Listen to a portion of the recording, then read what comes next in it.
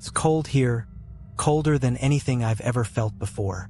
They say Alaska is the last frontier, but what they don't tell you is that there's something far darker out there. I'm lucky to be here today, but I've seen things I can't forget.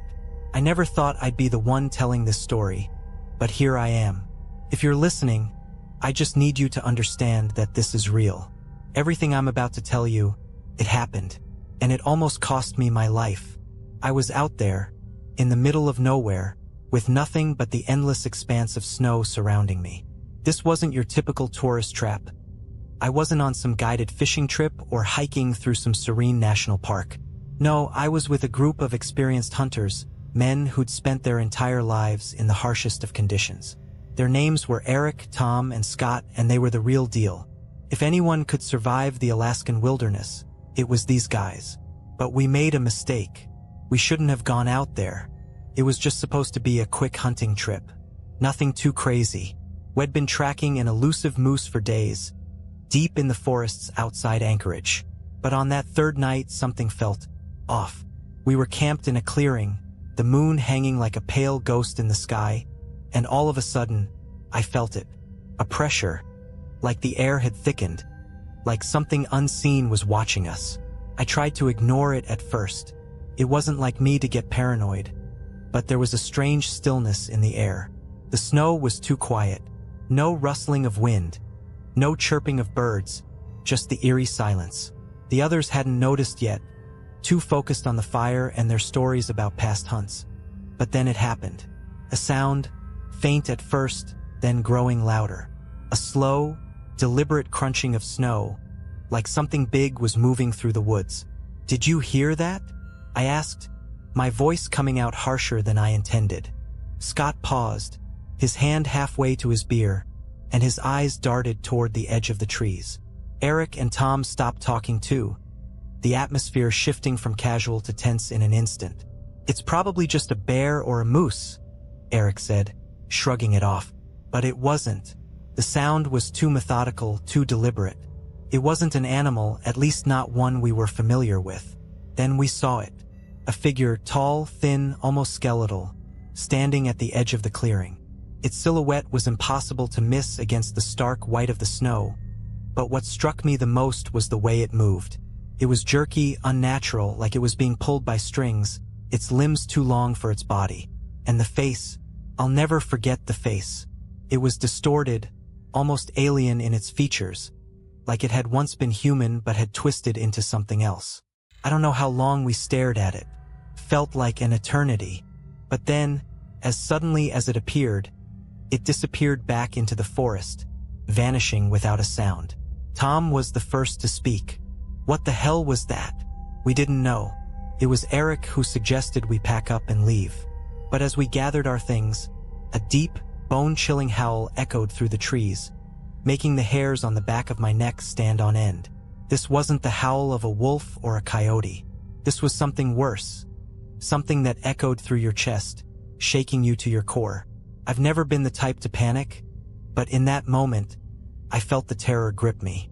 It wasn't just the howl that terrified me. It was the way everything had gone still again, as if the world itself had gone silent, waiting. That night, as we huddled together in the tents, I could hear the crunch of snow outside again. This time, it wasn't just one thing. It was multiple shapes circling us, drawing closer. I swear I heard whispers on the wind. The voices were incomprehensible, just distorted sounds that crawled into your mind and made your thoughts run wild.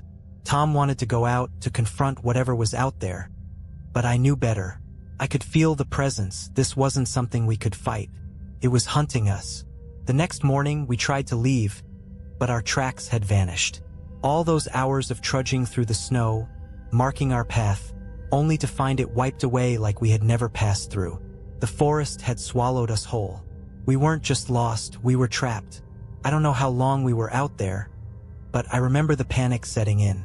We hadn't seen any more figures, but that didn't matter. The feeling that something was watching, waiting, never left.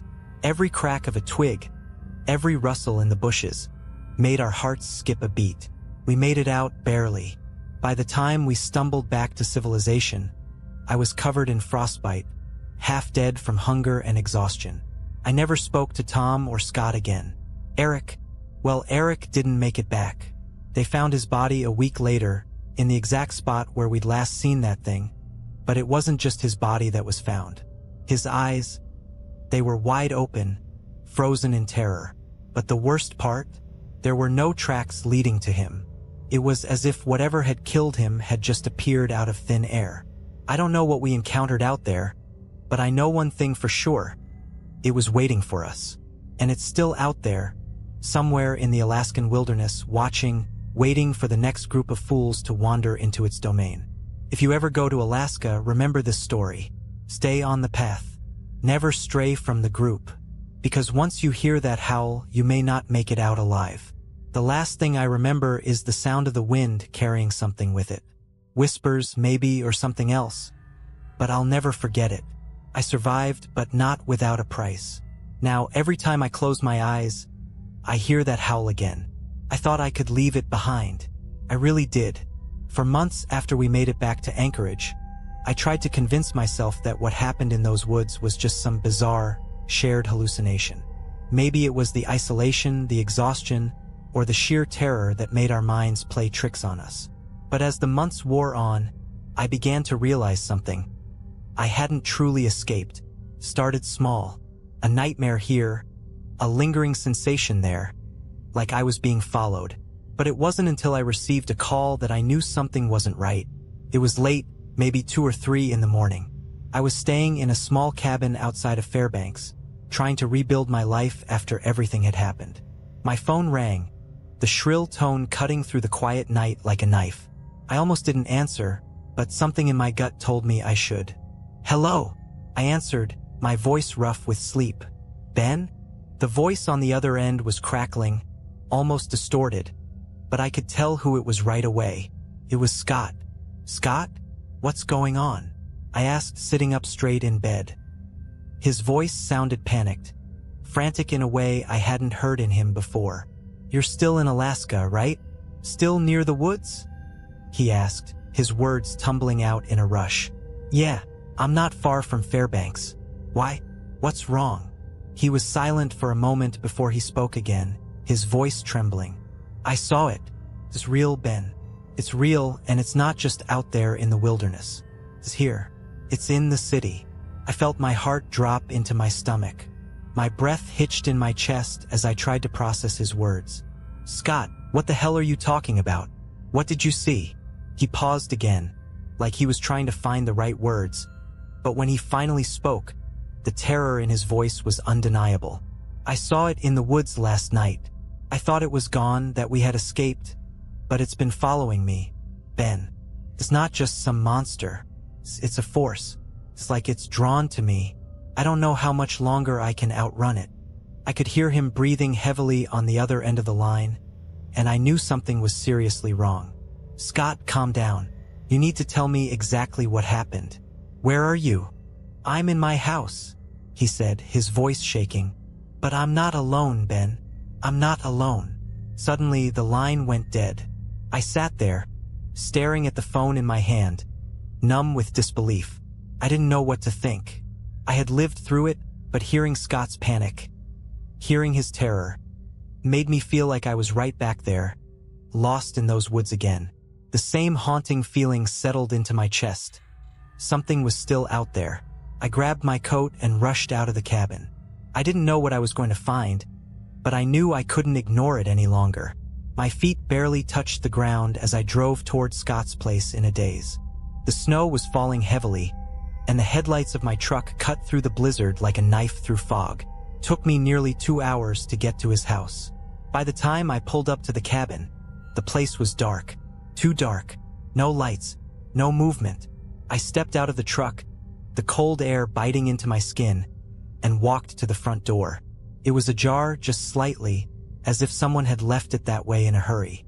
My heart pounded in my chest as I pushed the door open, the old wood creaking under the pressure.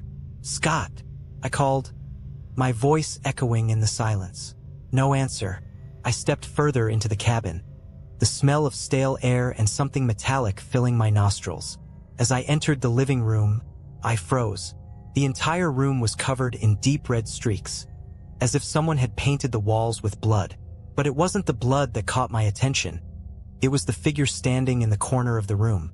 It was tall, too tall, with limbs that were bent at unnatural angles.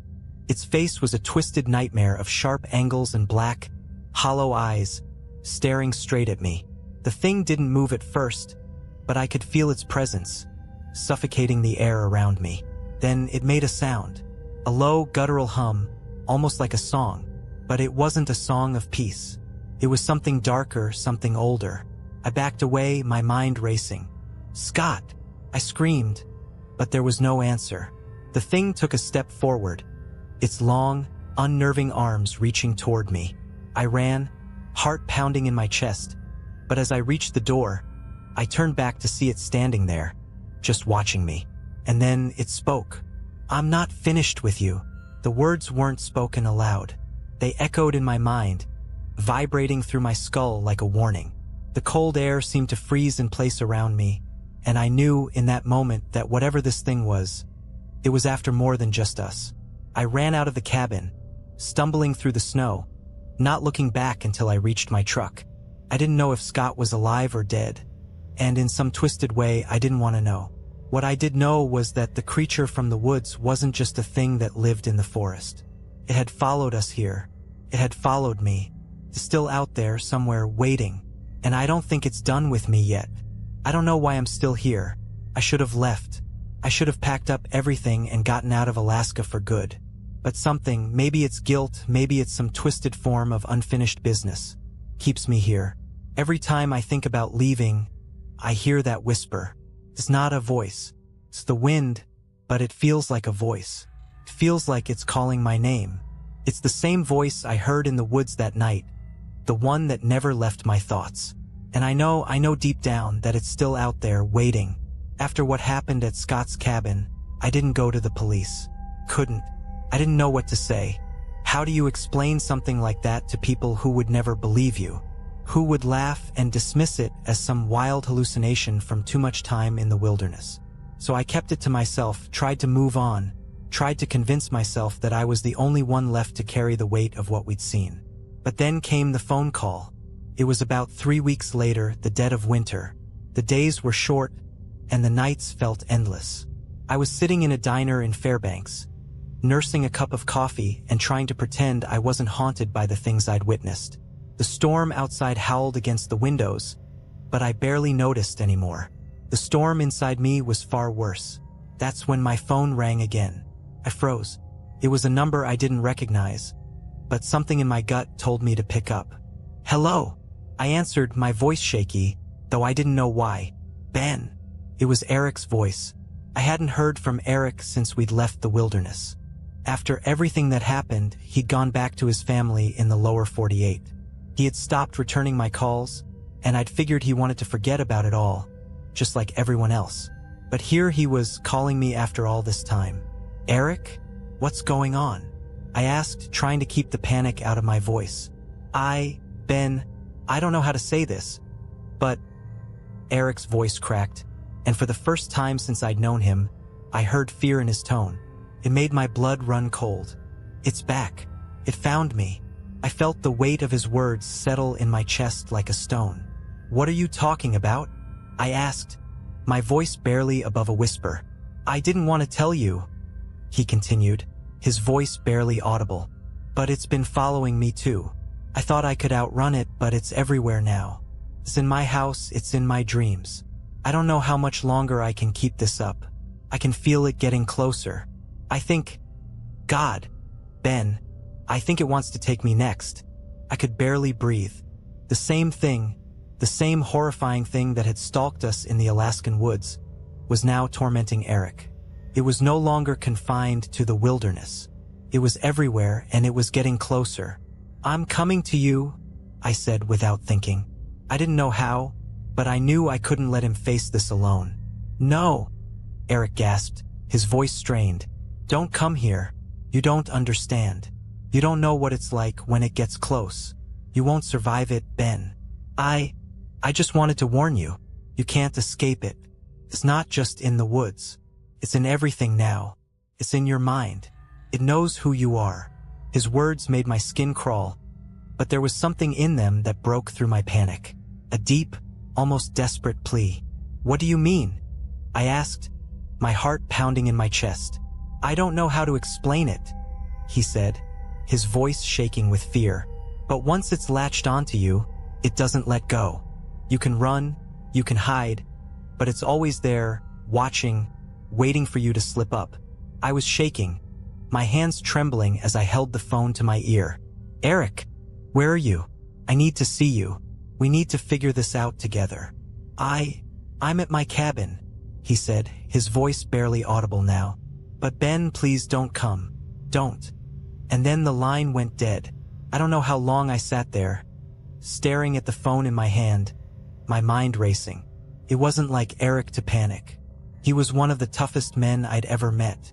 But hearing the fear in his voice, the way he begged me not to come, it told me everything I needed to know. Whatever this thing was, it was getting worse. And it wasn't just haunting us anymore.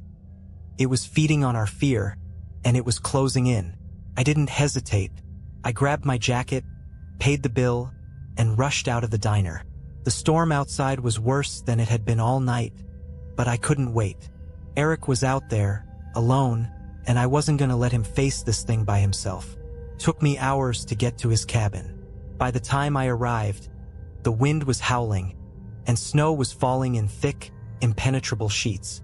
I pulled up to the cabin, my headlights cutting through the swirling snow, but there was no sign of Eric. I called his name, my voice barely audible over the storm, but there was nothing. I forced the door open, the wood creaking under the weight of the snow, and stepped inside. The place was dark, except for a small candle burning in the corner. It flickered weakly, casting eerie shadows across the room. The air was thick, too thick, like it was filled with something unnatural. And then I saw it.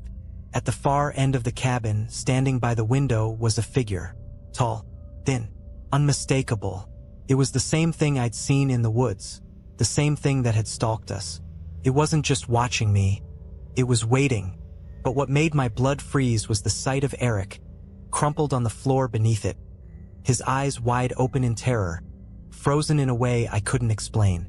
The thing turned its head slowly, its face twisted in a grotesque mockery of a smile. And then it spoke. "You should have stayed away, Ben." Before I could react, the door slammed shut behind me, and I felt the cold, suffocating weight of it surround me.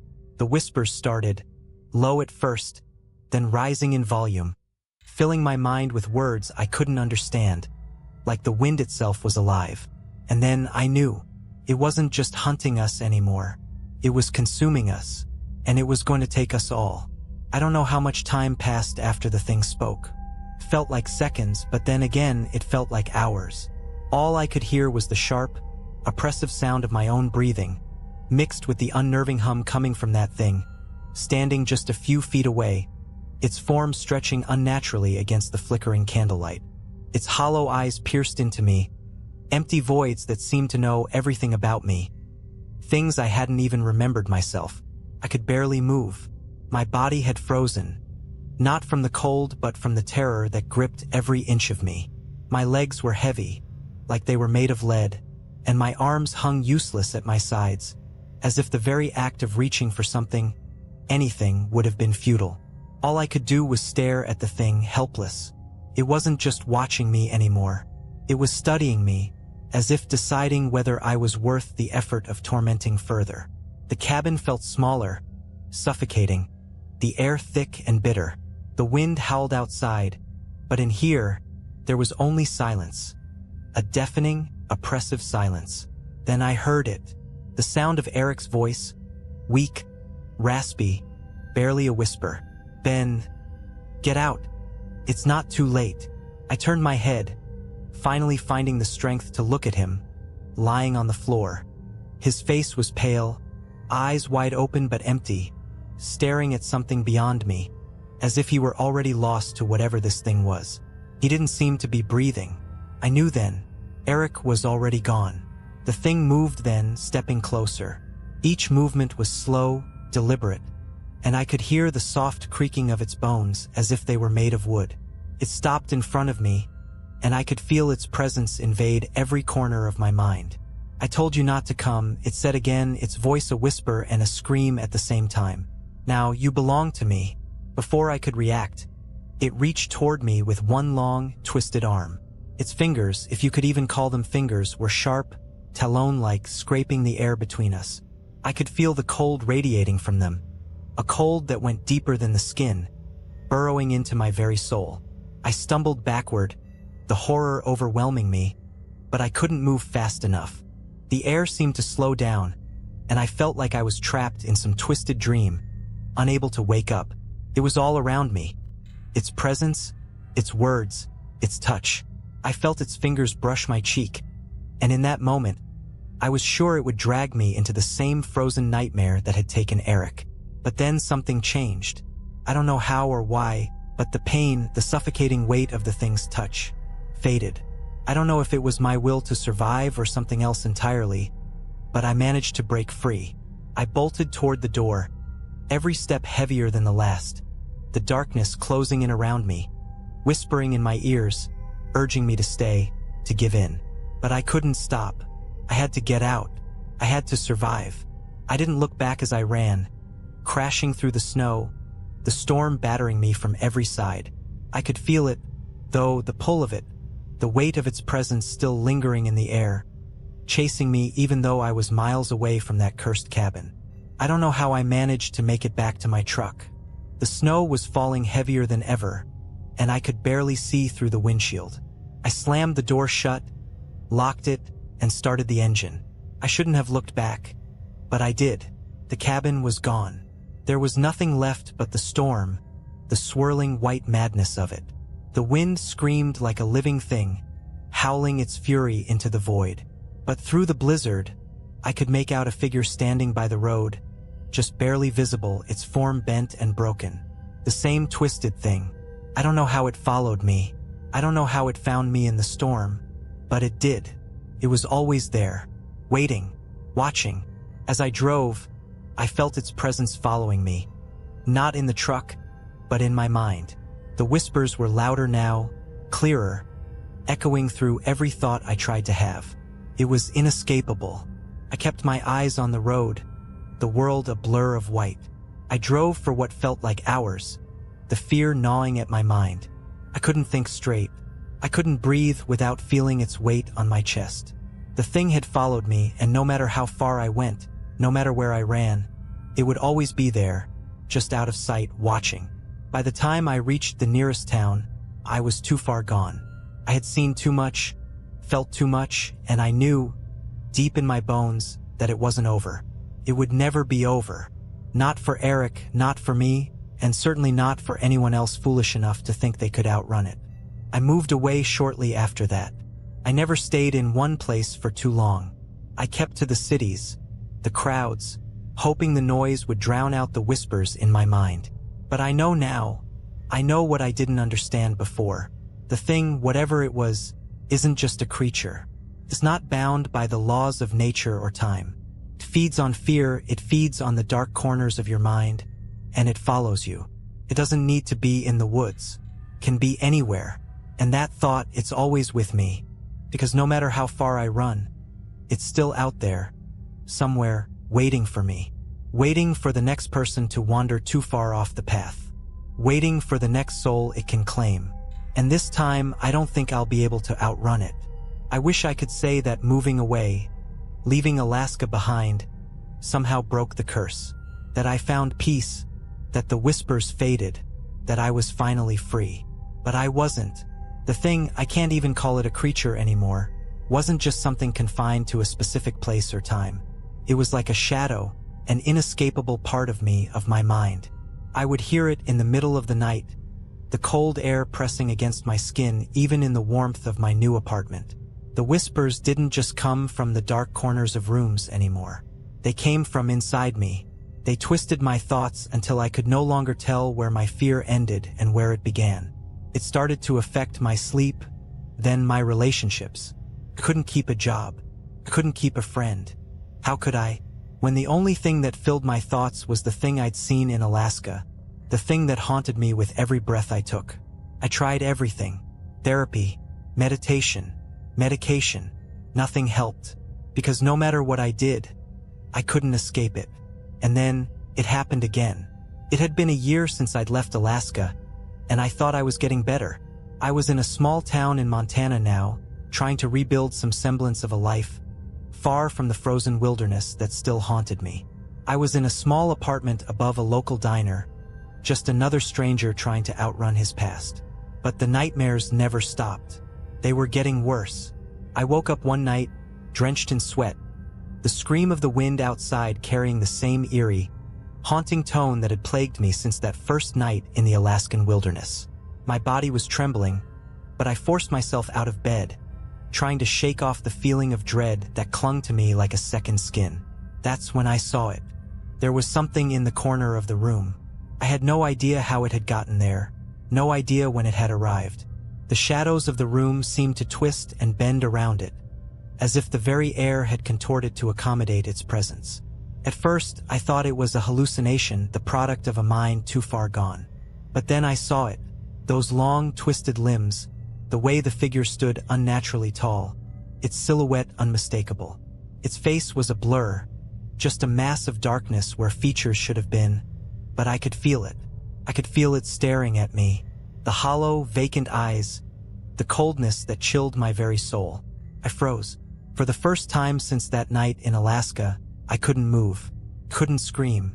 The fear was so intense, so paralyzing, that it wrapped itself around me, suffocating any thought of escape. The thing stepped closer. The floor creaked under its weight, though there was no weight to it, not really. It was like it was a part of the air itself, an entity made of darkness and frost, slowly moving toward me with a strange, purposeful slowness. Couldn't breathe. It spoke then, its voice like 1,000 whispers woven together into one soul-chilling sound. "You can't outrun me, Ben. You can't run from what you are." I could hear the words in my head, louder than the sound of the wind outside. It wasn't talking about Alaska anymore. It was talking about me. The thing had seen something in me, something it could latch onto. It had marked me long ago. I tried to back away, but my body wouldn't obey. The fear was too much. My heart was pounding in my chest like it was about to explode, but nothing happened. I couldn't move, couldn't scream. And then it reached out its hand. No, its claw, long and cold, brushing against my skin. I felt a searing, biting cold where its fingers touched me. My whole body screamed for me to pull away, to fight, but I couldn't. The moment it made contact, I felt the memories flood back. The forest, the snow, the moonlit sky, the thing in the darkness, watching us, waiting for us to make the wrong move. It wasn't just a monster, I realized. It was something older, something that existed long before the trees and the snow, before the stars and the sun. It was a presence, a force that consumed not just your body, but your mind. It fed off your fear, and it fed off the very idea of escape. But as its cold fingers gripped tighter, I did the only thing I could think to do. I fought. I didn't think about it. I didn't plan it. But I gathered every ounce of strength I had, and I pulled away. Not physically, I couldn't do that, but mentally. I fought it with every thought, every memory of what I had survived, what I had already gone through. I remembered the woods. I remembered the howling wind. I remembered Scott, Eric, the terror. And with everything I had, I reached into the darkness. I don't know how it happened. Maybe I just willed it. Maybe it was a desperate cry for survival, a last-ditch attempt to tear myself away from the abyss. But as I reached into the thing, I felt the coldness begin to recede, slowly, just for a moment. The thing in front of me flickered, like a shadow at the edge of your vision, unsure of its form, of its purpose. The moment lasted only a second, but that second was all I needed. I slammed my eyes shut and forced myself to breathe. I kept thinking of the one thing that kept me alive in Alaska: survival. When I opened my eyes again, it was gone. But I know better now. It didn't leave. It was never gone. It was just waiting, watching. The whispers never stopped. They're in my head now, swirling like the winds of Alaska. The thing is still there, in the shadows of my mind, lurking, waiting for me to slip. And one day I know it will be back. And next time I don't think I'll escape. I don't think anyone will. It's been months since that night. Months since I forced myself to believe I had driven the thing away. But I know now that it was never really gone. I thought the worst was over, but I was wrong. It's never over. The whispers have grown louder, more persistent, pushing their way into my thoughts. The thing, whatever it is, has found a way to stay inside me, like a parasite that feeds on my fear, my exhaustion, my broken mind. It's not just a shadow anymore. It's a part of me, lodged deep within my soul. I can feel it every day, like a weight on my chest. The fear has become familiar. It's like breathing. You don't notice it until you try to stop. I moved to a different town, a different state, trying to outrun it once again. I found a quiet little place in Wyoming, far from Alaska, far from the memories of what I had seen and experienced. But as I walked through the front door of this new apartment, I felt it. The same cold that had settled over me in that cabin. The same suffocating silence. I told myself I was being paranoid, that I was just imagining things, but I knew deep down that it wasn't true. The thing was here too. It was everywhere. It was inside me. I could feel its presence in the shadows, in the corners of my mind. It didn't take long for the nightmares to return. They were worse than before, more vivid, more real. In my dreams, I would find myself back in those woods, back at that cabin. I would hear the howling, that dreadful sound that rattles your bones. And I would see it, standing there watching me, waiting for me to make the wrong move. Sometimes, I would wake up in a cold sweat, heart pounding, unable to shake the feeling that it was still there, still watching me from the darkness. And then it came again. I was sitting in my apartment, trying to read a book to distract myself from the constant weight in my chest. The storm outside had been howling all night, the wind battering the windows, but I didn't pay it much attention. I'd learned to block out the weather long ago. The real storm was inside me. I heard a knock at the door. It was soft, but it cut through the stillness of the room like a blade. I froze. I didn't want to open the door. Couldn't. I knew what was out there. I knew what was waiting for me, but I couldn't resist. My hand moved of its own accord, trembling as I reached for the doorknob. When I opened it, there was no one there. But something was wrong. The air was cold, colder than it should have been, like a chill was coming from nowhere, like the wind itself had slipped inside my apartment. The silence was oppressive, like the world had suddenly gone still. I stepped outside, into the hallway, and there, at the end of the hallway, standing just beyond the flickering light, was a figure. A tall, gaunt figure, its outline barely visible in the dim light. It was so still that I almost couldn't tell if it was real.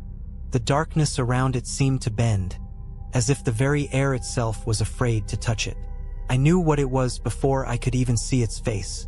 It was the thing. It was here. I took a step back, my breath catching in my throat. My body wanted to run, to escape, but my legs were frozen. I couldn't move. The thing raised its arm, its fingers twisting in the air like they were reaching for something.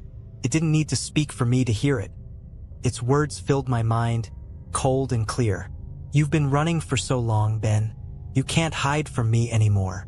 It was the same voice, the same whispers, but there was something different about it this time.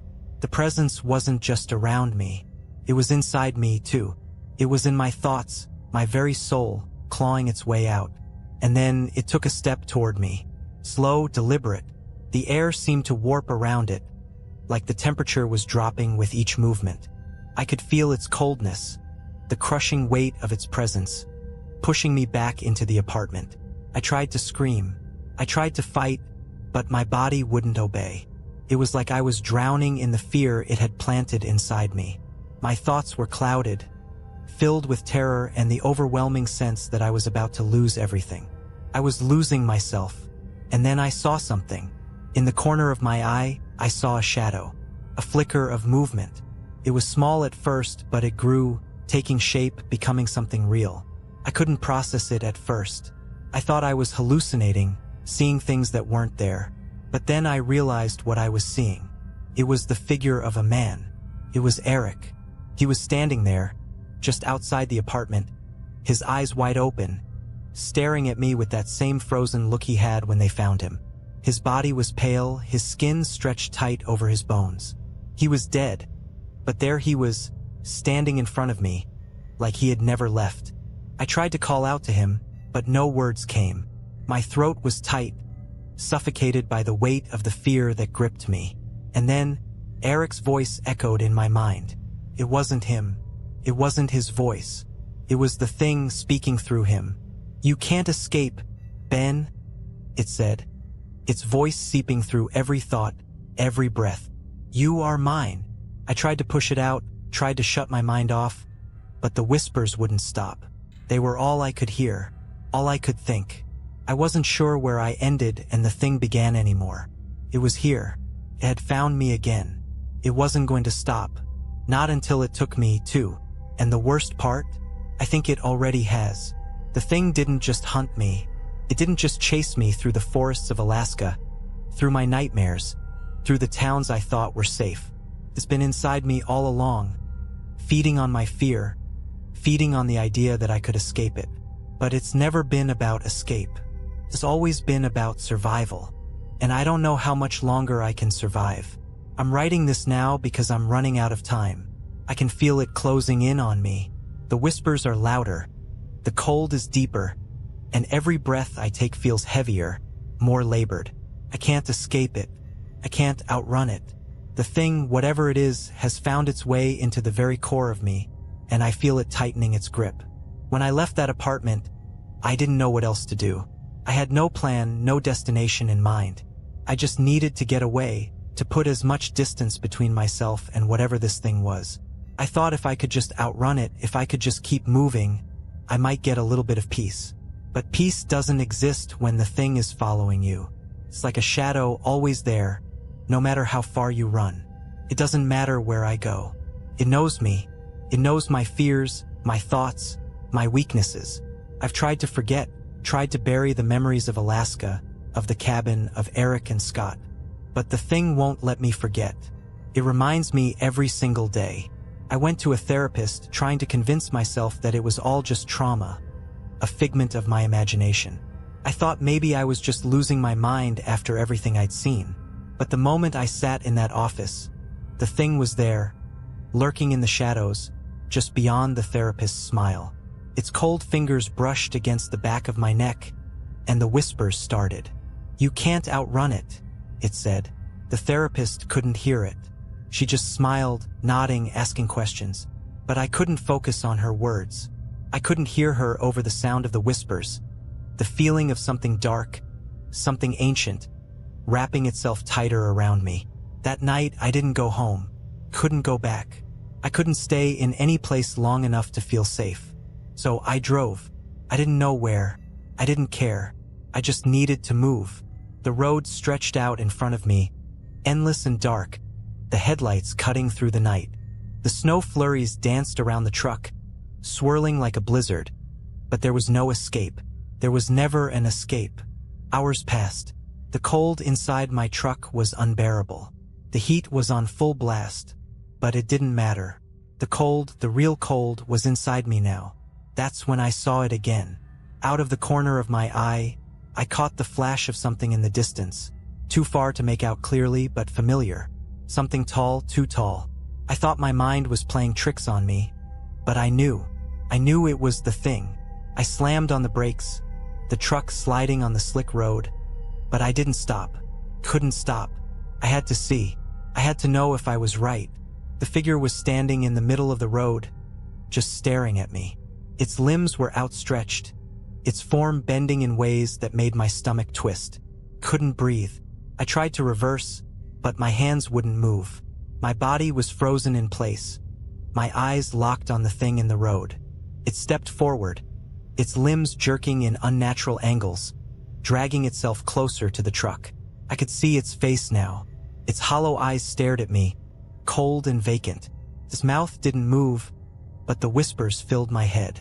"You'll never escape," it said, its voice seeping into my thoughts, making everything else fade away.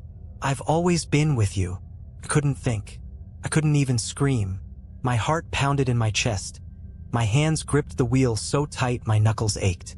The thing was so close now, I could feel its coldness crawling through the air, settling into my bones.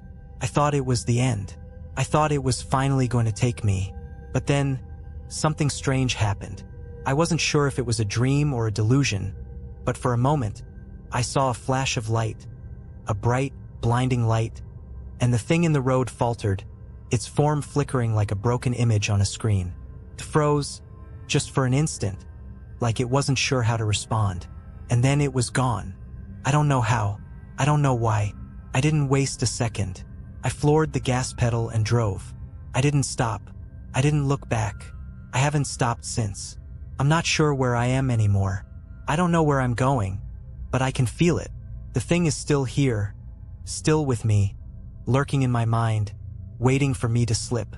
It's still out there, somewhere in the shadows. I'm not sure how much longer I can keep running. The exhaustion is starting to catch up to me. The whispers are getting louder, more insistent, and I can't escape them.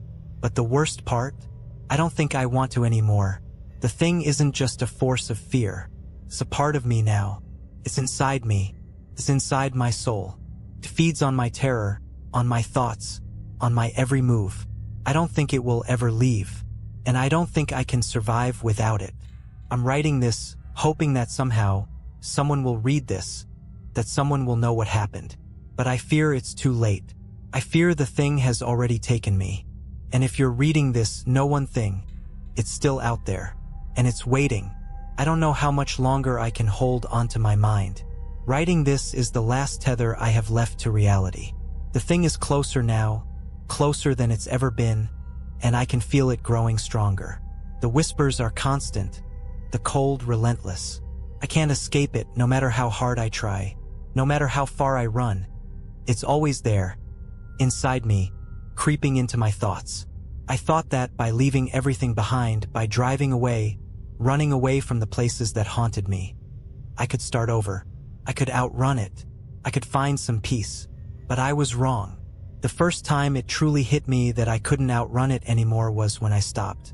I was exhausted, my mind fractured and broken from the constant fear, the constant drive, and for the first time in months, I let myself rest. I found a small motel, a nondescript place off the highway, hoping for a few hours of sleep. The room was empty, save for the bare essentials. A single bed, a flickering lamp, and a cracked window. I didn't care. I just needed to stop, even for a moment. The air inside the room felt heavy, thick with the same suffocating cold that had followed me across the country. But I told myself it was just the winter chill creeping in through the walls. I laid down on the bed, my eyes closing in an attempt to silence the relentless pounding of my heart. But the moment I closed them, I saw it again. It wasn't just the thing, it was the place, the forest. The trees were towering, their branches twisted and warped. The snow beneath my feet was deeper than it had ever been. I could hear the wind howling, the world around me moving in a slow, surreal motion, like I was trapped in some terrible dream. And there it was, standing in the distance, watching me. The thing. Its form stretched tall and skeletal, its black eyes glaring through the darkness. I tried to turn away, tried to run, but my legs wouldn't move. I was frozen in place, unable to escape its gaze. The thing didn't speak, but I heard its voice in my head, clearer than ever. "You'll never leave." The words rattled through my mind like a physical blow. I could feel its cold, bitter presence seeping into every thought, every breath, every nerve. It was suffocating me. It wasn't just the cold of the room now. It was the cold of its touch, freezing every part of me from the inside out. I woke up in a cold sweat, gasping for air, my body trembling. The room was still dark, the only sound the beating of my heart in my ears. But I knew the thing wasn't just in my dreams anymore. It was in my head. It had always been there. I can't escape it. When I looked in the mirror the next morning, I didn't recognize the person staring back at me. My face was pale, gaunt, my eyes sunken and hollow. The reflection was a stranger, someone who had been worn down by fear and exhaustion, someone who had given up. But more than that, it was someone who was already lost. I tried to keep moving.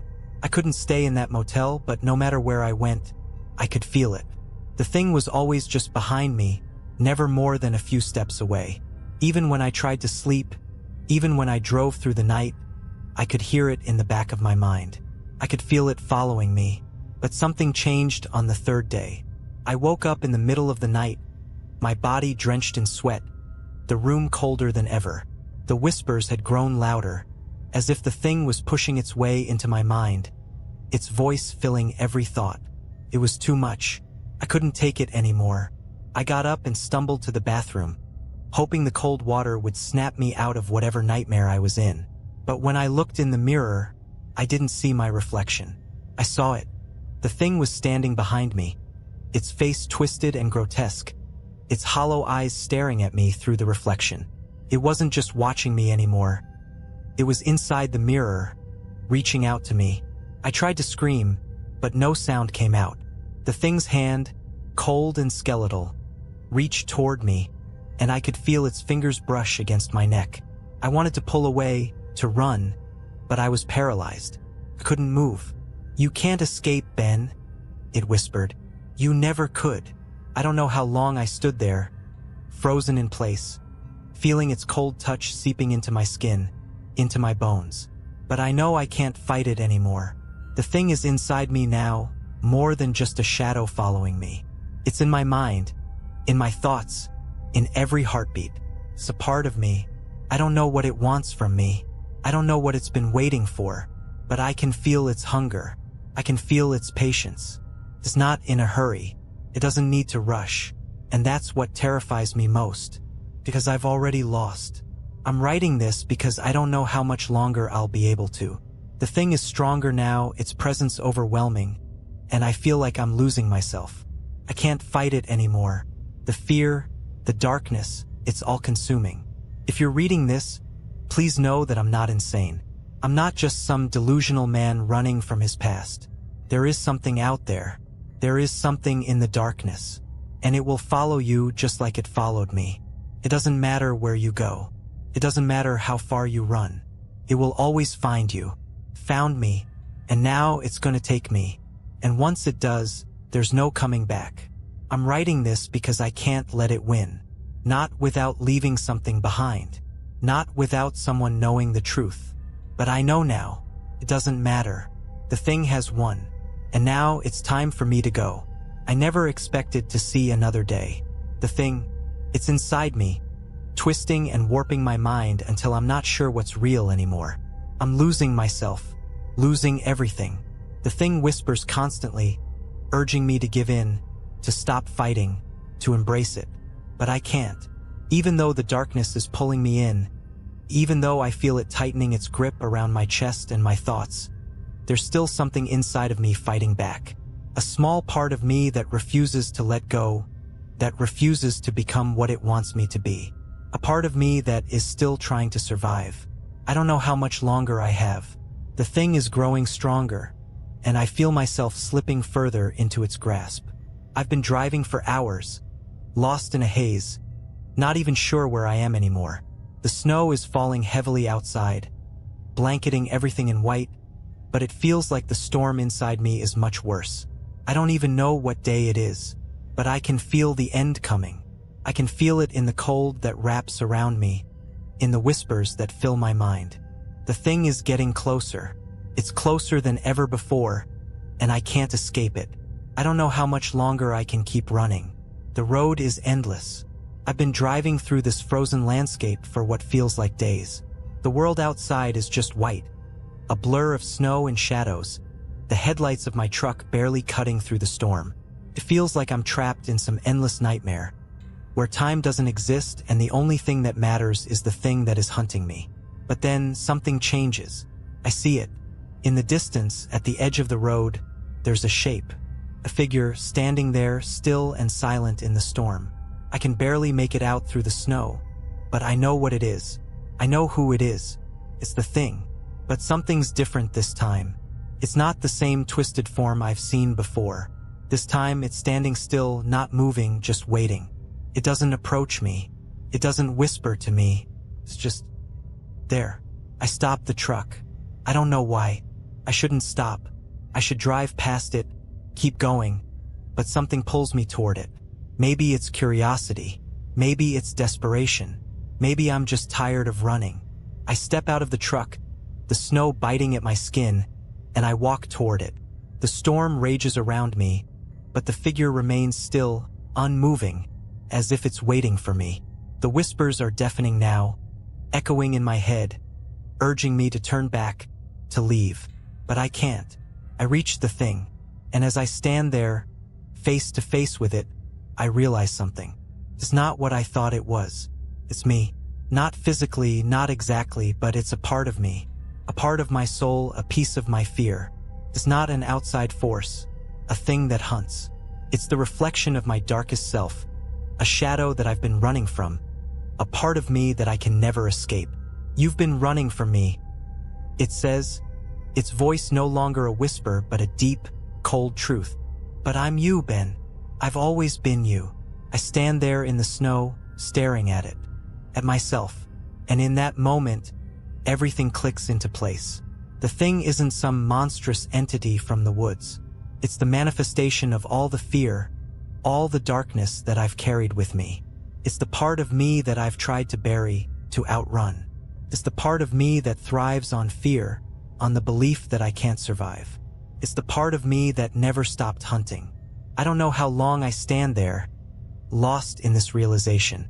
But when I look around, I see the snow has stopped falling. The storm is gone. The world is still. And for the first time in a long time, I feel calm. The thing isn't out there. It's never been out there. It's been inside me all along. And now that I understand that, now that I see it for what it truly is, the battle is over.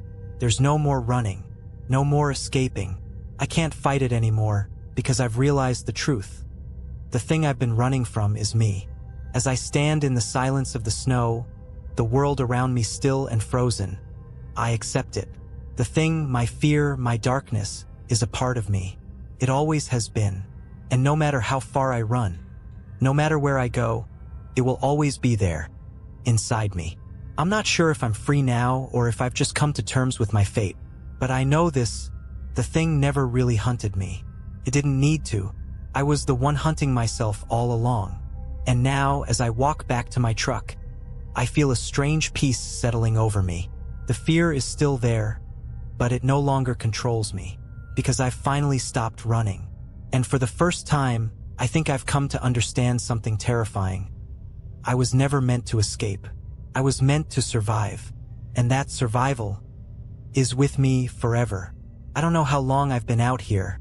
Time has become a blur, like the snow that surrounds me, like the whispers in my head that refuse to quiet.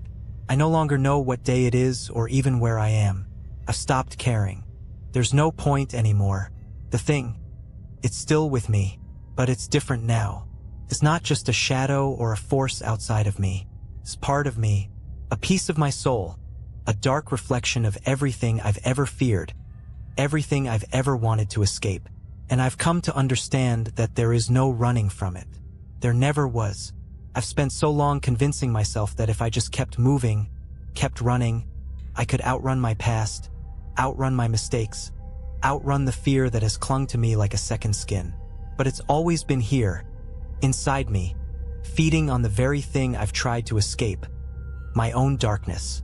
That realization came to me the moment I stood face to face with it. My fear, my reflection. It was never a monster. It was never something external. It was me. I am the thing. I don't know if I'm still in my own mind, if this is some kind of twisted dream, or if I've crossed over into a place where time no longer has meaning. I think perhaps that I'm no longer part of the world I once knew. I've become a part of the wilderness I tried to escape, the frozen, desolate place where shadows live and where no one truly survives. But now I don't need to survive anymore. I've stopped fighting. The battle was never about escaping the thing. The battle was about accepting it, accepting myself. I hear the howling wind again, but this time it doesn't scare me. The whispers are louder, but they no longer terrify me. They're my own thoughts now, my own fears, and I've learned to embrace them. The cold in my bones has become familiar, almost comforting. I feel it seeping through my skin into my soul, and I realize that the thing, it is me. The darkness in me has always been there, just waiting for me to acknowledge it. The more I fought it, the more it thrived. But now that I've stopped running, now that I've finally stopped fighting, the coldness is not so terrifying. It's just there, just like me. I'm standing in the middle of the road, lost in the snow, and I can't help but wonder if anyone will ever find me. But I don't care. The thing is part of me, and I've finally accepted it. I've stopped fearing it. I realize now that I was never supposed to outrun the thing. I was supposed to understand it. I was supposed to let it in, to stop running from the dark corners of my own soul. The thing doesn't control me anymore. It never did. It was always a reflection of my own fear, my own failures, my own brokenness. I know I'll never be free of it. I don't think anyone ever truly is. We all have our shadows, our darkness, waiting to consume us if we let it. But that's not the end of the story, because survival isn't about outrunning it. Survival is about living with it. And so, as I stand here in the snow, with the whispers and the cold pressing in on me, I don't fight it. I don't try to run. I simply exist, a part of the very thing I once feared, and I accept it. I accept myself. And maybe, just maybe, that's the only way to survive this. Maybe the thing never wanted to take me. Maybe it only wanted me to see the truth. That it's not the thing outside of us that we need to fear. It's the thing within. And once you accept it, once you stop fighting, you can finally stop running. And maybe, just maybe, you can find peace in the darkness. But that peace comes with a price. I paid it long ago.